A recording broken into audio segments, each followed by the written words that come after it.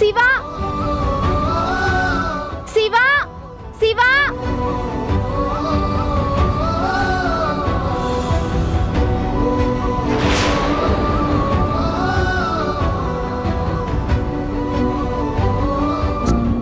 మళ్ళీ శివా మళ్ళీ ఏంటిది? నువ్వేమో ఇంట్లో బయటేమో తాళం వేసింది. ఏం జరుగుతుంది? శివా, మా నాన్న నన్ను బలవంతంగా ఇంట్లోకి తోసి తలుపుకి తాళం పెట్టి వెళ్ళిపోయాడు. మీ నాన్నకేమైనా పిచ్చెక్కిందా? బలవంతంగా పెళ్లి చేయాలనుకోవడం, బలవంతంగా ఇంట్లో బంధించడం, అసలు ఏమనుకుంటున్నాడు? శివా, నువ్వే ఏదో ఒకటి చేయరా. మళ్ళీ నువ్వేం కంగారు పడకు.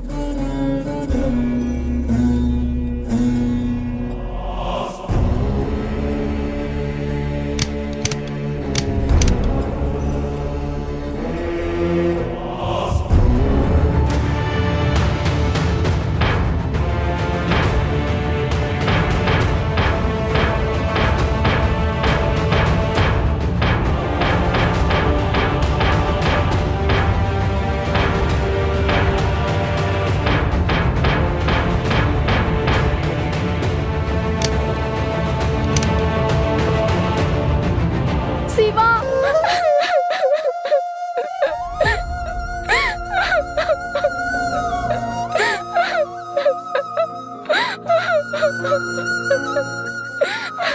మళ్ళీ ఏడోకు.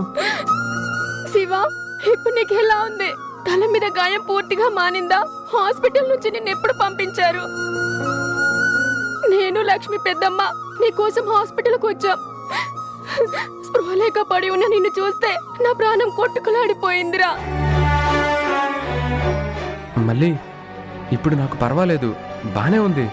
అవును, మీ నాన్న నిన్ను ఇంట్లో పెట్టి తాళం వేయడం ఏంటి? నీ గురించే. మా నాన్న నన్ను నిన్ను కలవడానికి వీల్లేదని చెప్పి మొండిగా. చిచి, వీర ఇలా చేస్తాడని నేను అస్సలు అనుకోలేదు. మనిద్దరం కలిసి ఒకే చోట పనిచేసాం. నేను మీ ఇంటికి కూడా వస్తుంటాను. అదంతా వీరయ్యకి కూడా తెలుసు కదా. కొత్తగా ఇదేంటి?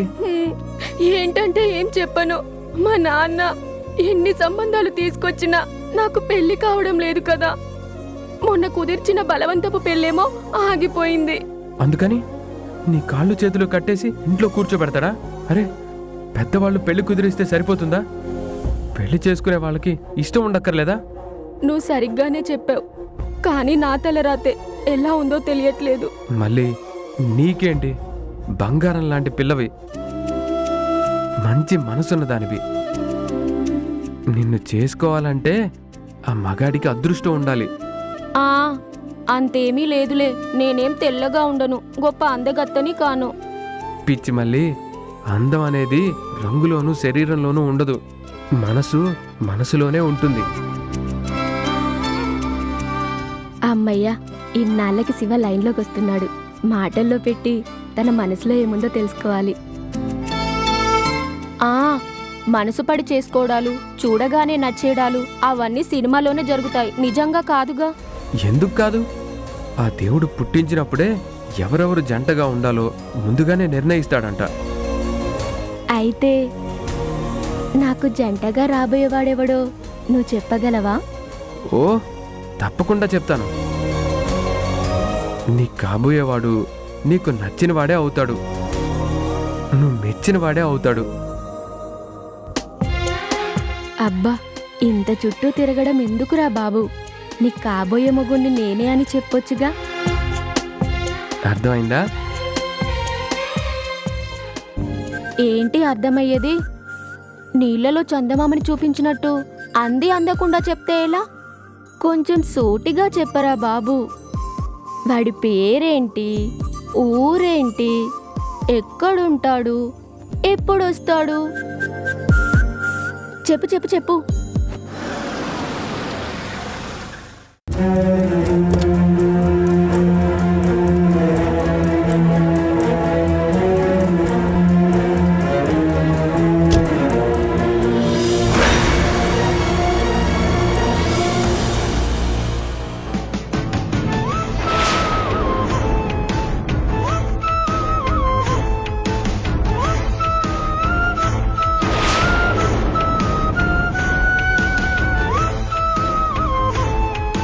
పానకంలో పుడక సరిగ్గా దిగబడింది.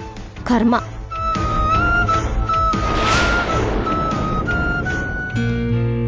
చిన్నమ్మ గారు,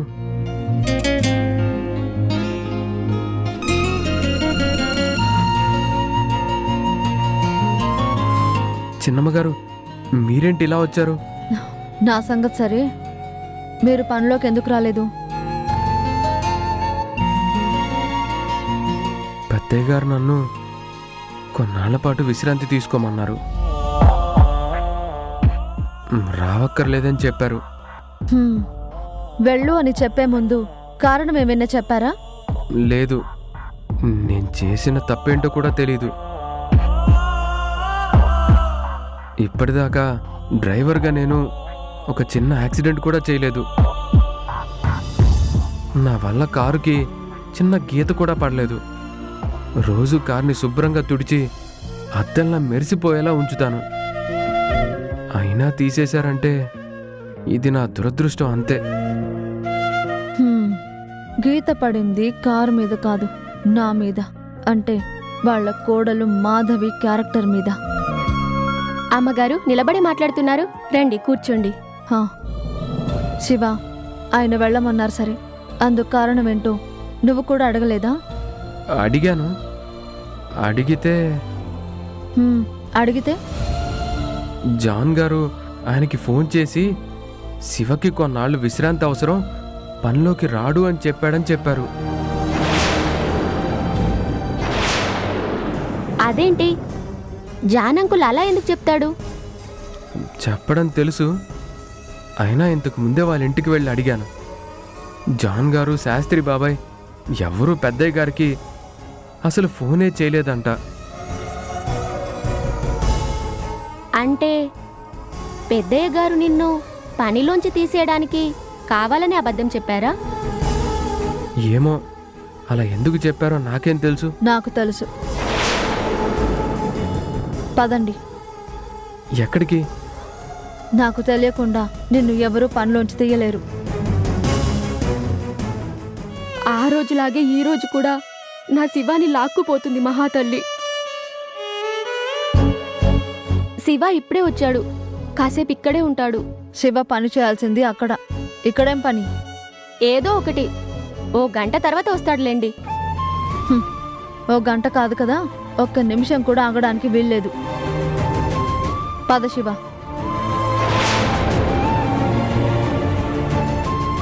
వస్తున్నారా లేదా?